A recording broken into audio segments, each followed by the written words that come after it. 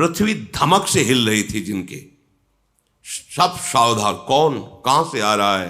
तो सामने देखा गौर शरीर भूति भल भ्राजा, भाल विशाल त्रिपुंड विराजा, शीस जटा शशि बदन सुहावा, ऋषि बस कछुक अरुण होइयावा। गौरांग वदन है और उस पर भस्म लगी हुई, विशाल भाल पर त्रिपुंड है और विकराल स्वरूप, टेढ़ी भौहें, लाल नेत्र। और एक सब ने परशुराम ने जो बड़े बड़े पले पले ढाल तलब कूद पड़े, मंच से भागे प्राण बचा के। भगवान परशुराम जी का आगमन हुआ।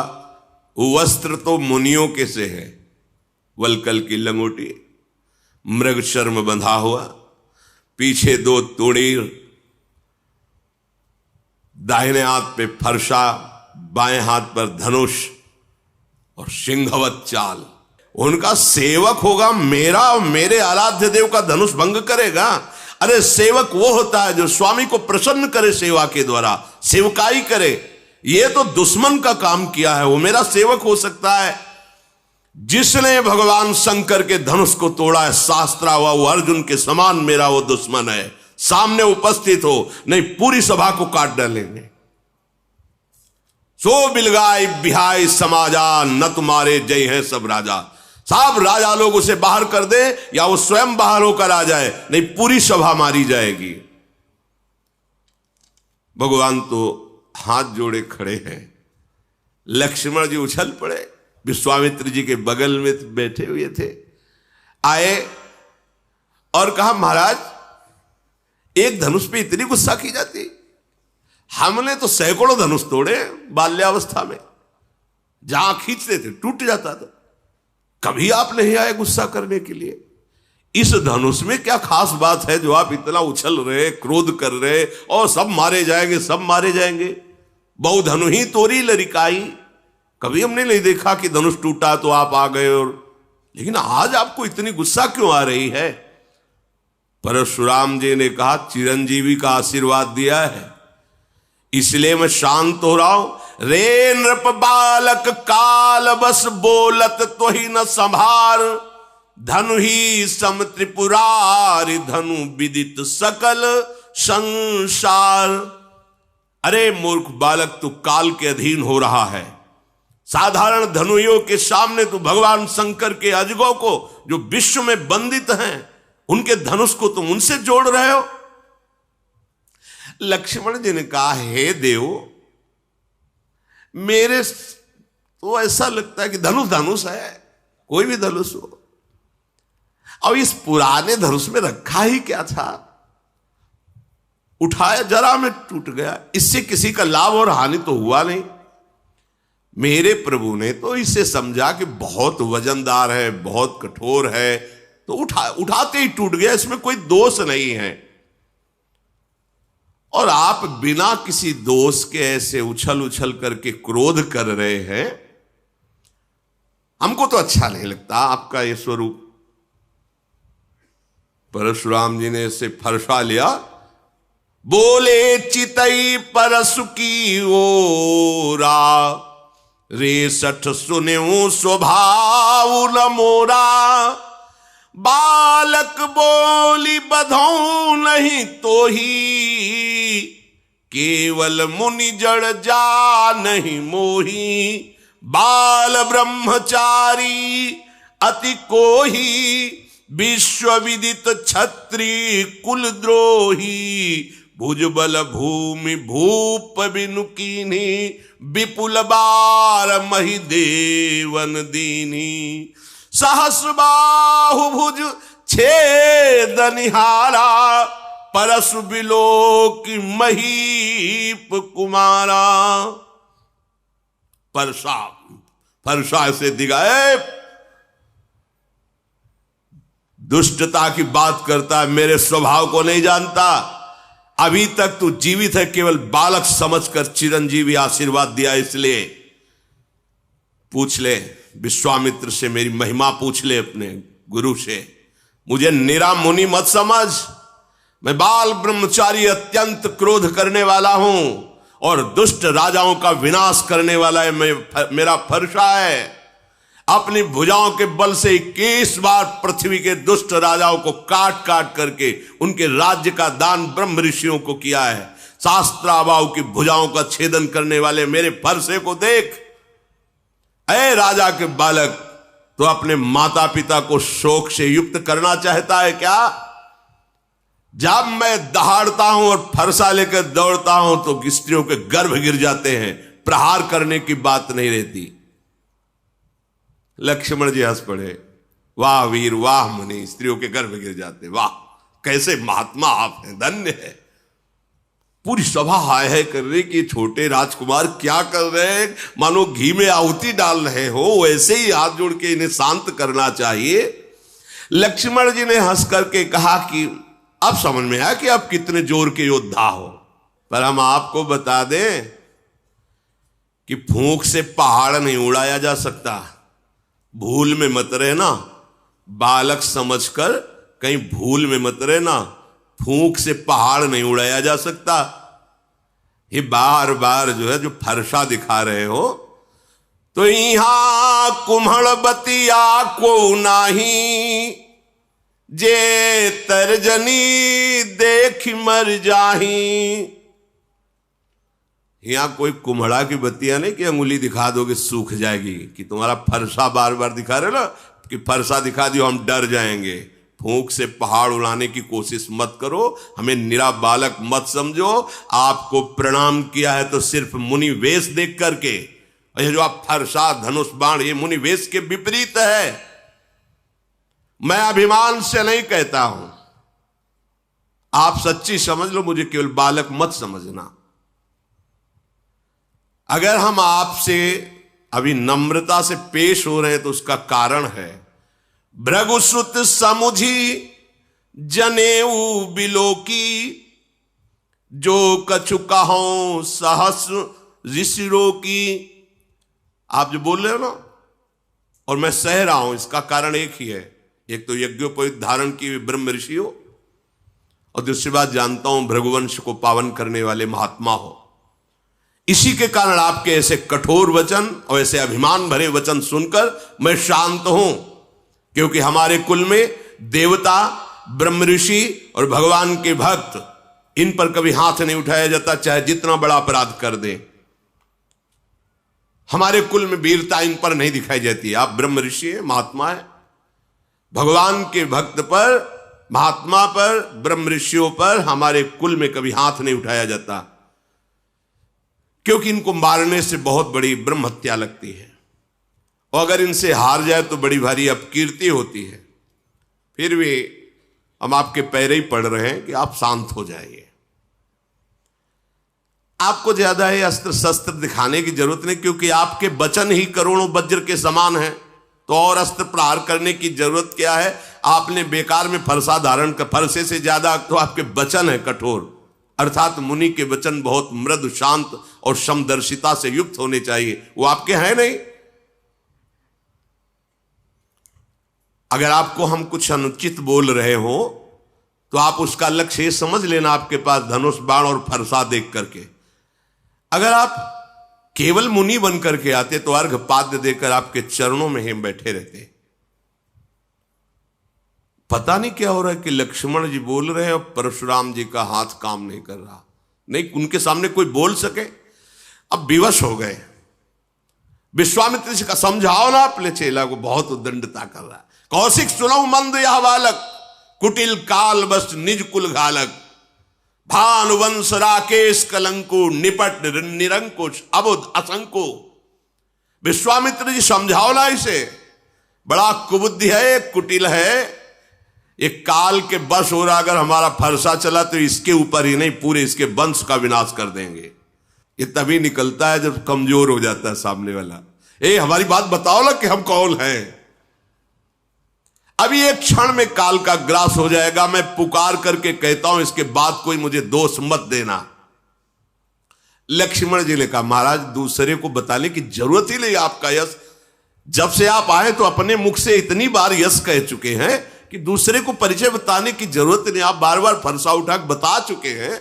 अगर अभी कुछ और रह गया हो तो और बता दीजिए। सब कह रहे कि ये जो गौरवर्ण का कुमार है तो बहुत ही विचित्र है।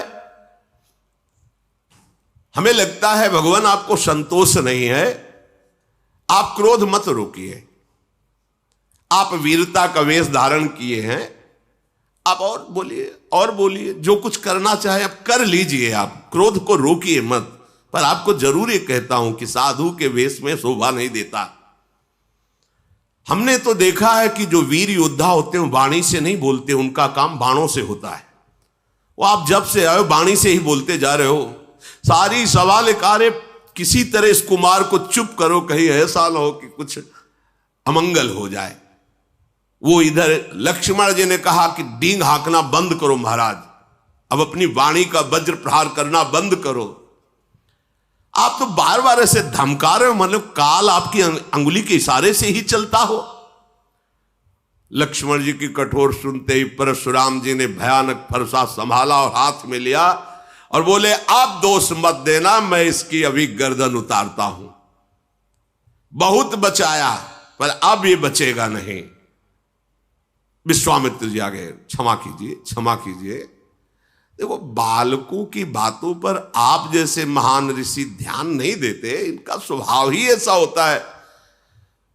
परशुराम जी ने कहा मैं कुछ समझ नहीं पा रहा हूं कि वही मैं परशुराम, वही मेरा फरसा, मेरे हृदय में दया का लेश नहीं और गुरुद्रोही मेरे सामने कठोर वचन कह रहा, मैं कुछ कर नहीं पा रहा। ये उत्तर पर उत्तर दिए जा रहा है, मैं इसे मार नहीं पा रहा। विश्वामित्र जी हमें लगता है तुम्हारा प्रेम काम कर रहा है, कि हमारा तुम्हारा पहले का प्रेम है और तुम्हारे इसीलिए हमें लगता है हम इन्हें छोड़ रहे हैं, नहीं तो अब तक इस गुरुद्रोह करने वाले को मैं यमपुर पहुंचा देता। विश्वामित्र जी हंस करके सोच रहे कि मुनि को सब हरा ही हरा नजर आ रहा है, जैसे सावन में कोई अंधा हो जाए तो हरा ही हरा। इनको ये राजकुमार राजे कुमार नजर आ रहे, अभी इनकी दिव्य दृष्टि खुली नहीं कि देख पावे कि कौन है चराचर के स्वामी सामने खड़े हैं। श्री राम और लक्ष्मण को साधारण क्षत्रिय समझ रहे हैं।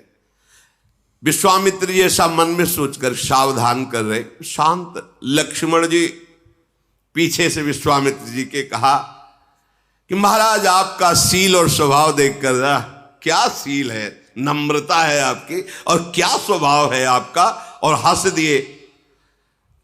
हम बतावे आपका सील स्वभाव? माता का गला उतारा है फरसे से, बड़ा सील है। अरे सब कह रही क्या, मतलब लक्ष्मण जी में भय कहां, भगवान शेष के अवतार है। मैं अच्छी तरह से जानता हूं आप अपने माता की ऋण से ऋण हुए और पिता की ऋण से। अच्छा गुरु का जो ऋण है वो आप उतारने के लिए मेरे भरोसे आए हो कि अब मैं इनको मार दूंगा तो गुरु ऋण से ऋण हो जाऊंगा। अच्छा तो ब्याज सहित बताइए आपका गुरु ऋण क्या है, मैं चुका दूं। बुलाइए किसी हिसाब करने वाले को और बताइए आपके गुरु ऋण में मैं क्या चुका दूं।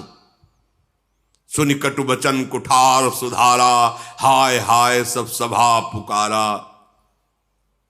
भगवान परशुराम आप तो नहीं बचेगा। और एकदम लक्ष्मण जी ने कहा फरसा मत दिखाओ मुझे बार बार, आपको रणधीर और वीर दूसरे मानते होंगे, ये फरसा दूसरों को दिखाओ। हमारे यहां ब्रह्म ऋषियों पर कोई बल नहीं चलता, इसीलिए मैं चुप हूं। सब सभा के लिए अनुचित है, अनुचित है, लखनलाल ऐसा मत बोलो, ये महावीर है। सब पुकार। भगवान श्री राम ने लक्ष्मण जी को नेत्र तरह, लक्ष्मण जी चुपचाप सीधे पीछे वापस हो गए। परशुराम जी क्रोध की अग्नि बढ़ रही। भगवान श्री राम फिर शांत, नाथ शांत हो जाइए, नाथ करहु बालक पर छोहू, सूद दूध मुख करी न कोहू, जो पै प्रभु स्वभाव प्रभाव कछु जाना, तो कि बराबर करत आयाना। क्षमा क्षमा प्रभु क्षमा कीजिए, ये सीधा साधा दुधमुहा बच्चा है लक्ष्मण, कुछ बोल दिया, वो आपके प्रभाव स्वभाव को नहीं जानता, अभी तो बच्चा है, बेसमझ है। नाथ जो लरिका कछु अचगरी करही, गुरु पितुमा तु मोद मन भरही, करी कृपा शिशु सेवक जानी, तुम समशील धीर मुनि ज्ञानी। बालक है, बालकों की चपलता देखकर माता पिता गुरु नाराज नहीं होते हैं, मोद धारण करते हैं। छोटा सा बच्चा सेवक जानकर कृपा कीजिए, आप समदर्शी सुशील धीर ज्ञानी महात्मा है, प्रभु आप शांत होइए। शांत ऐसा लगे जैसे आग के ऊपर पानी पड़ गया हो। परशुराम, हाँ तुम हमारी महिमा को जानते हो, राम वचन सुनी कछुक जुड़ाने। पीछे से लक्ष्मण जी ने मुस्कुरा करके फिर परशुराम जी को इशारे से, परशुराम ने कहा देखो तुम प्रार्थना करो, वो हंस करके फिर हमें क्रोध दिला रहा है, ये बड़ा। और राम जी के पीछे से इशारा करे, बहुत जोर के मुनि हो तो, और हंस लक्ष्मण जी की हंस, और राम जी हाथ जोड़कर गंभीरता, आप महामुनि धीर वेग, और लक्ष्मण जी हंस के, हमें पता है कितने बड़े तुम वीर हो। उन्होंने कहा कि राम तोर भ्राता बड़ पापी, ये बड़ा पापी है, मुझे वहां से फिर जला रहा है, तुम इसे दुधमुआ बच्चा कहते हो। अरे गौर शरीर श्याम मन माही, कालकूट मुख पय मुख, ये दुधमुआ नहीं जहरीला है, भगवान शेष के अवतार है, दुधमुआ थोड़ी है। जहरीले ऐसे जहरीले कि उन्हीं के तेजाग्नि से संपूर्ण प्रलयाग्नि प्रकट होती है और साफ सृष्टि का लय हो जाता है। ये गोरे बदन वाला जो छोटा कुमार है, तुम इसे दुधमुआ कह रहे हो, दुधमुआ नहीं, ये विषमुआ है, बड़ा टेढ़ा है, तुम जैसे शील स्वभाव वाले हो ऐसा नहीं है वो। तुम्हारे पीछे देखो, हमको फिर चिढ़ा रहा है, देखो चिढ़ रहे हैं भगवान परशुराम। इतने महामुनि और लक्ष्मण जी जहां इशारे, तो वो फिर देखो बोला, गुस्सा हो रहे। लक्ष्मण जी ने खुलकर हंस के कहा कि मुनि आपको आज तक ये ज्ञान नहीं हुआ कि क्रोध करना पाप है। इस क्रोध के वशीभूत होकर के बड़े अनुचित हो जाते हैं कार्य, पूज्य जनों की हिंसा हो जाती है। आपको इतना ज्ञान नहीं कि आपको क्रोध नहीं करना चाहिए। वैसे तो आप मुनिराज हैं, मैं सदैव आपके दासत्व को ही स्वीकार करता हूं, ऋषियों की दासता स्वीकार करता हूं। अब तो क्रोध त्याग दीजिए, धनुष टूट गया, अब जुड़ेगा तो है नहीं। खड़े खड़े बार बार उलर रहे हो आप, तो पैर दुखने लगे होंगे, आसन पे बैठ जाओ, आपके पैर थोड़ा विश्राम कर ले, बैठ जाइए। अगर धनुष के बिना आपको चैन न पड़े तो हमारे अयोध्या में ऐसे कारीगर हैं, हम अभी बुलाते हैं, एक क्षण में धनुष को जोड़ देंगे, कारीगरों से जुड़वा के आपको धनुष देंगे। लक्ष्मण जी जब ऐसी बातें, जनक जी थर थर कांप रहे हैं और हाथ जोड़ के कह रहे हैं बस चुप रहिए, चुप रहिए, आप ऐसी बातें क्यों कह रहे हैं। जनकपुर के सब स्त्री पुरुष कांप रहे, मन ही मन कह रहे हैं कि बना बनाया काम परशुराम जी वैसे ही क्रोधित थे, ये छोटा कुमार और आग में घी की आहुति डालता जा रहा है। लक्ष्मण जी की निर्भय वाणी सुनकर भगवान परशुराम जी का क्रोध और बढ़ रहा है, पर हृदय में कोई क्रिया नहीं हो रही। वाणी से तो बोलने पर हृदय एकदम शांत है, ना तो मारने की इच्छा हो रही है, एकदम हृदय शीतल, क्योंकि सामने साक्षात भगवान श्री राम विराजमान है। ये मन का मैला, शरीर का सुंदर, ऐसा लग रहा है जैसे विष में से भरा सोने का कलश हो। इसको भाई बस शांत कर दो, परशुराम जी सबसे इसको शांत कर दो।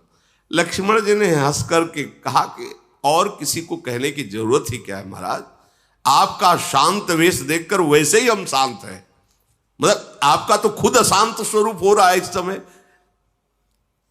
प्रभु श्री राम ने ऐसे देखा, अब शांत रहिए लक्ष्मण जी, सकुचा गए और विश्वामित्र जी बुलाए, लक्ष्मण जी को पास बैठाला। भगवान श्री राम हाथ जोड़े और विनय के साथ कोमल वाणी में कहा, प्रभु आप सुजान हो, बड़ा सुंदर स्वभाव आपका है, आप उस बालक की तरफ से मैं क्षमा मांगता हूं। देखो बालकों का स्वभाव, और जैसे बरैया होती ना, वो बैठेगी उसका स्वभाव है, और अगर वो जरा सा डंक मारेगी तो वो फूल जाता है, जलन होती। ये बच्चों का स्वभाव, खेल खेल में कुछ अमंगल कर सकते हैं। जो साधुजन होते हैं, बड़े बूढ़े जन होते हैं, बच्चों पर दोष नहीं देखते हैं। आप कृपा करो, नाथ जानना चाहते हो कि धनुष भंग करने वाला अपराधी कौन है? तो अपराधी मैं आपके सामने हूं। ये धनुष भंग अपराध मेरे से हुआ है। यदि आप अपराधी जानना चाहते हो तो मैं हूं। स्वामी, अब चाहे आप कृपा करो या क्रोध करो, वध करो या बंधन में डाल दो, जैसा आप समझे। मैं आपका दास हूं, आप जैसा चाहें वैसा आप हमारे साथ बर्ताव करें। मुनिराज, जिस तरह से आपका क्रोध दूर हो वो उपाय कर लो। मुनि ने कहा कि क्रोध कैसे जाए? अब भी वो विश्वामित्र जी के पास बैठा हुआ टेढ़ा ही हमारी तरफ देखा, और इनकी भी दृष्टि वही लगी लक्ष्मण जी के ऊपर। वो होता है ना, एक बात और है, जो चिढ़ने लगे ना तो उसको लोग और चिढ़ाते हैं। जैसे तुम्हें कोई कहे चिढ़ा, और आप चिढ़ो ना तो फिर वो धीरे धीरे शांत हो जाएगा। और परशुराम जी चिढ़ रहे, ऐसा स्वभाव कभी नहीं देखा गया इनका। पर आज भगवान का प्रभाव और स्वभाव ऐसा है कि वो सब हैं तो भगवान के अंश ही ना, वो अहंकार नहीं रहने देते। किसी सुनहु राम कर सहज स्वभाव, जन अभिमान न राखे काऊ। परशुराम जी की विनय राम जी कर रहे, पर राम जी पर नहीं देख रहे, लक्ष्मण जी की तरफ देख रहे। जो विश्वामित्र वहां से वो मुस्कुरा के ऐसे बोले, फिर भी देखो वहां से हमारी हंसी उड़ा रहा है और वो टेढ़ा ही देख रहा है। अब तो इसकी गर्दन पर कुठार ना चलाया तो मेरा क्रोध करना व्यर्थ चला जाएगा। अरे जिस कुठार की घोर आवाज सुन करके दुष्ट राजाओं की स्त्रियों के गर्भ नष्ट हो जाते थे, उस फरसे को मैं धारण किए, फिर भी ये राजपुत्र जीवित है, मेरा हाथ क्यों नहीं चल रहा? मेरे क्रोध से तो छाती जल रही, पर मैं कुछ कर क्यों नहीं पा रहा? क्या हो रहा है मेरे को? ये विपरीत दशा कैसी, ये विपरीत स्वभाव कैसा? पता नहीं इस समय मेरे हृदय में क्या हो रहा है। भगवान परशुराम जी कह रहे, मुझे लगता है कि मेरे हृदय में जो कभी नहीं थी वो दया आ गई क्या मेरे हृदय में, इसीलिए दुस्साह दुख सह रहा हो। लक्ष्मण जी ने वही से मुस्कुरा के कहा, सिर नवा के कि महाराज आपकी दया भी आपके स्वरूप के अनुकूल ही है। मतलब दया भी, ये दया है, हाहाकार मचा दिए, ये दया है आपकी, ऐसा मान। और आप जब बोलते हैं महाराज तो ऐसा लगता है फूल झड़ रहे हैं। महाराज जब आपकी दया में ये हालत है तो जब आप निर्दयता करते होंगे तो क्या होता होगा? दया में तो जल रहे हैं, और जब निर्दयता आएगी तो क्या होगा? अगर क्रोध आ गया तो हमें लगता है आप ही का शरीर भस्म हो जाएगा। परशुराम का देखा जनक, देखा, अब हम शांत हो रहे थे, फिर इसने आग लगा दी है। अब तो पक्का ये यमराज का अतिथि बनेगा। नहीं तो एक बात है, इसको मेरी आंखों के सामने से हटा दो। पता नहीं क्या हो रहा, परशुराम जी बार बार कहते पक्का, और फिर बोले एक उपाय है जनक जी, इसको सामने से हटा दो, मेरे सामने से हटा दो। ये राजपुत्र को देखते ही मुझे गुस्सा। लक्ष्मण ने हंसकर कहा, महाराज उनको हटाने की जरूरत नहीं। ऋषियों का एक स्वभाव होता है, जिसे नहीं देखना चाहते आंख बंद कर लेते हैं। आप आंख बंद कर लीजिए तो मान लीजिए कोई है ही नहीं।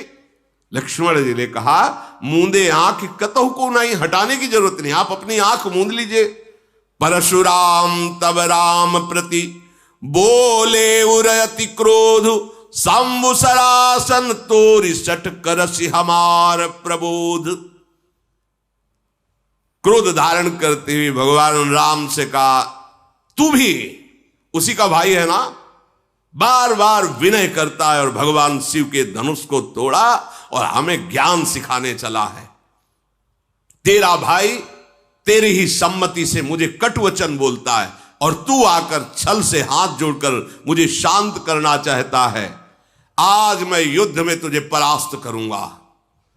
क्योंकि तेरा नाम राम है ना, अब ये राम नाम तेरा, मैं युद्ध ऐसी विद्रोही, छल त्याग कर मुझसे युद्ध कर, भगवान श्री राम से कहा, नहीं तो भाई सहित तुझे इस रंगमंच पर मार डालूंगा। हर्षा लिए भगवान श्री रामचंद्र जी हाथ जोड़े से महान गंभीर। जब परशुराम जी बार बार, भगवान रामचंद्र जी ने मन में विचार किया कि लक्ष्मण जी की चेष्टा से क्रोध आ रहा है, बस लक्ष्मण जी पे चल नहीं रही, तो हमारे ऊपर फरसा चलाना चाहते हैं। टेढ़ जान शंका सब काहू, वक्र चंद्रमा ग्रसै न राहु, बहुत सुधाउते बड़ दोषु। हमें लग रहा है कि उधर तो लक्ष्मण जी कटाक्ष वार और हम हाथ जोड़ रहे तो हमारे ऊपर गुस्सा करें, मतलब सीधाई में बहुत दोष है। भगवान श्री राम ने बड़े गूढ़ वचन बोले। राम कहो रिस तजिए मुनीसा, कर कुठारु आगे यह सीसा, जेहिरिस जाय करी सोई स्वामी, मोहि जानी आपन अनुगामी। प्रभु सेवक ही समर कस, तजहु विप्रवर रोषु, बेसु बिलो के कहस कछु, बालक हूं नहीं दोष। प्रभु ये गर्दन आपके सामने, आप काट दीजिए, आप अपनी गुस्सा शांत कीजिए। मैं सदैव आपका दास हूं, तो दास और स्वामी में युद्ध कैसा? अगर बालक ने कुछ अनुचित बोला है तो आपकी समझ में, मेरी समझ में अनुचित नहीं बोला है। क्यों? क्योंकि आपका वेश ऐसा है। फरसा लिए हो, धनुष बाण लिए हो, बार बार कठोर वचन बोल रहे हो, तो आपको यह पता होना चाहिए कि रघुवंशी बालक है। सामने आकर के अगर कोई ललकारे तो दैन्य वचन और दैन्य चेष्टा करना ये रघुवंशियों में नहीं है। आपका कुठार बाण धनुष देख करके, वीर समझ करके, वो बालक ऐसा बकाया अनुचित नहीं है आपके भेष के अनुसार।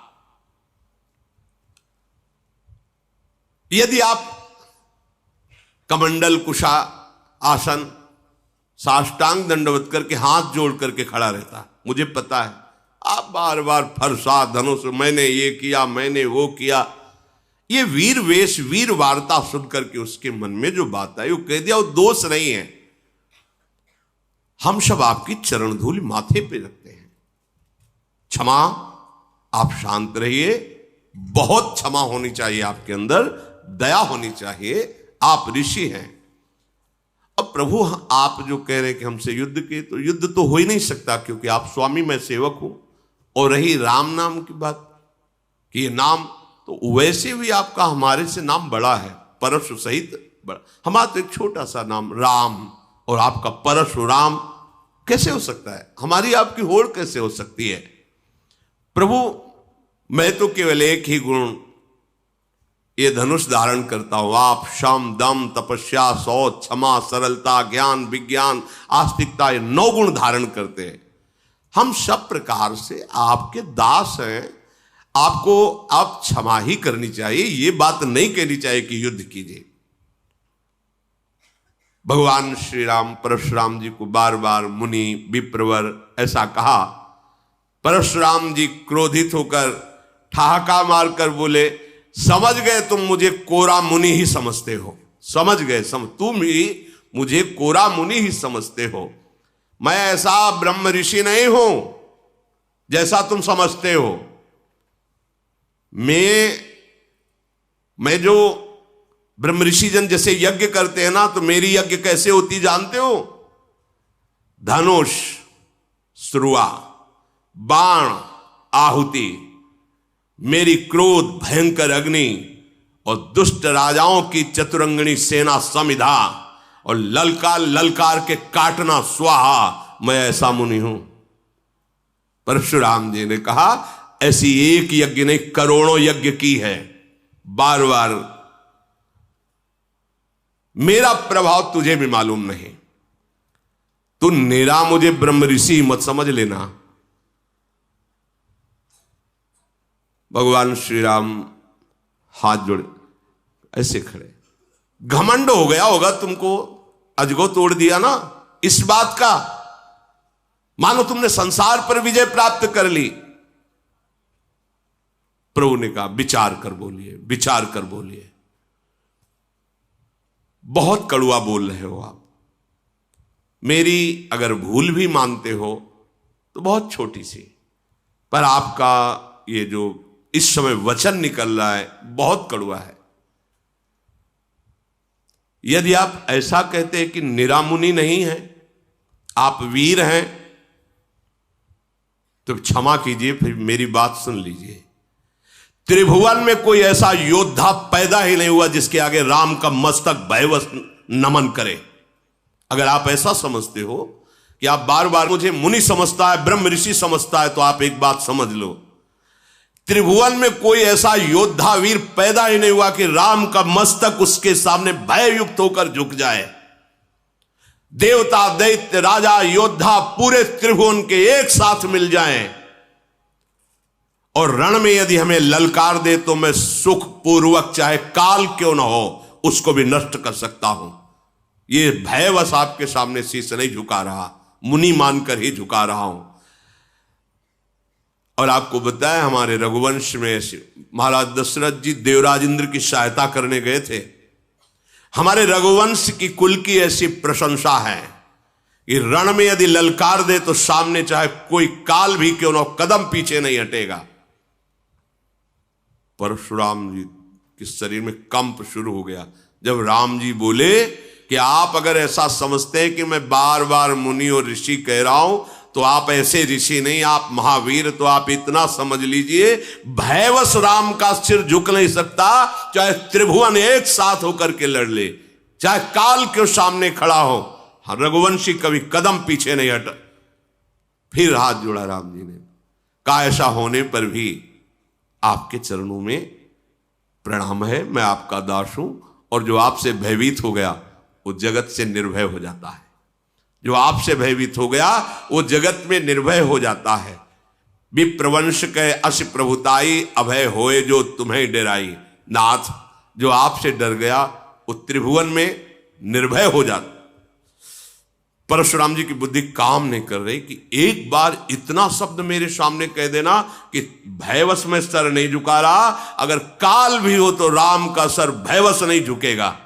मतलब वीरता ऐसी और बुद्धिमत्ता ऐसी कि आपको जो डर जाए तो त्रिभुवन में निर्भय हो जाए। बार बार वो सोच रहे हैं भगवान के गूढ़ वचन को कि ये सामर्थ्य तो एकमात्र मेरे आराध्य देव में है, हरि में, दूसरे में तो है नहीं। भगवान परशुराम जी ने कहा कि मुझे कुछ संशय हो रहा है, प्रभु निवारण कर लीजिए। तो उनका एक बार भगवान विष्णु ने मुझे अपना ये सारंग धनुष दिया था, कहा था कि मेरा अवतार होगा तब मुझे समर्पित कर देना। मेरे संशय निवृत्ति के लिए आप क्या इस धनुष पर प्रत्यंचा चढ़ा सकते हैं? भगवान ने कहा आदेश कीजिए आप।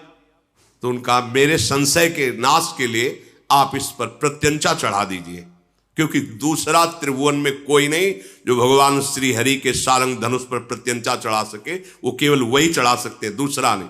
तो जे ही देने को हुए तो अपने आप धनुष प्रभु के हाथ में जाके विराजमान, क्योंकि उन्हीं का नित्य पार्षद है। भगवान ने एक क्षण में खींचा, प्रत्यंचा चढ़ाई, अमोघ बाण संधान किया, देत चाप आप ही चल गयऊ, परशुराम मन विस्मय भयऊ। जाना राम प्रभाव तब, पुलक प्रफुल्लित गात, जोरी पानी बोले बचन, हृदय न प्रेम अमात। आहा, मैं जान गया, मैं जान गया, क्षमा कीजिए प्रभु। पुलकित हो रहे भगवान परशुराम जी, हाथ जोड़कर हृदय में प्रेम नहीं समा रहा। ओहो रघुकुल रूपी कमल वन के सूर्य में समझ गया आप कौन है। आप भगवान श्री हरि है। प्रभु आपकी जय हो।